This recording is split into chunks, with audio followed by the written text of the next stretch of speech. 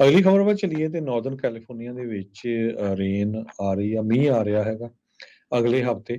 ਤੇ ਇਹ ਮੀਂਹ ਸ਼ੁਰੂ ਹੋ ਕੇ ਇੱਕ ਤਰ੍ਹਾਂ ਦੇ ਨਾਲ ਕਹਿੰਦੇ ਵੀ ਇਸ ਟਾਈਮ ਬੜੀ ਸ਼ਾਂਤੀ ਆ, ਕਾਮ ਬਿਫੋਰ ਦਾ ਸਟਾਰਮ। ਸਟਾਰਮ ਆ ਰਿਹਾ ਤੇ ਲਗਭਗ ਇਸ ਮਹੀਨੇ ਦੇ ਐਂਡ ਤੱਕ ਲਗਾਤਾਰ ਮੀਂਹ ਰਹੂਗਾ, ਸੋ 8-10 ਦਿਨ।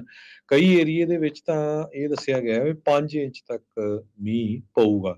ਕਲੀਅਰ ਸਾਈਨ ਆ ਵੀ ਲੌਂਗ ਪ੍ਰੋਜੈਕਟਡ ਐਲ ਨੀਨੀਓ ਵਿੰਟਰ ਜਿਹੜਾ ਵਿੰਟਰ ਆ ਉਹ ਬੜਾ ਸਟਰੋਂਗ ਆ। ਲਾਸ ਐਂਜਲਸ ਏਰੀਏ ਦੇ ਵਿੱਚ ਵੀ ਐਤਵਾਰ ਨੂੰ ਜੋ ਮੀਂਹ ਆ ਉਹ ਸ਼ੁਰੂ ਹੋ ਜਾਊਗਾ। ਜੈਟ ਸਟ੍ਰੀਮ ਜਿੱਦਾਂ ਹਾਈਵੇ ਵਾਂਗ ਹੀ ਆ, ਕਹਿੰਦੇ ਹਾਈਵੇ ਆਫ ਸਟ੍ਰੋਮਸ।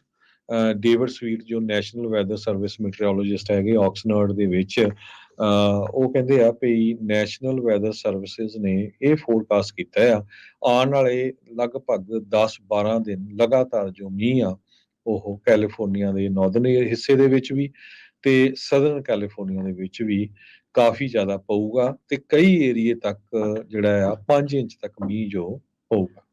ਜੀ ਬਿਲਕੁਲ, ਅਗਲਾ ਵੀਕ ਕਾਫੀ ਗਿੱਲਾ ਕਹਿ ਸਕਦੇ ਹਾਂ ਵੀ ਉਹ ਰਹਿਣ ਵਾਲਾ ਆ।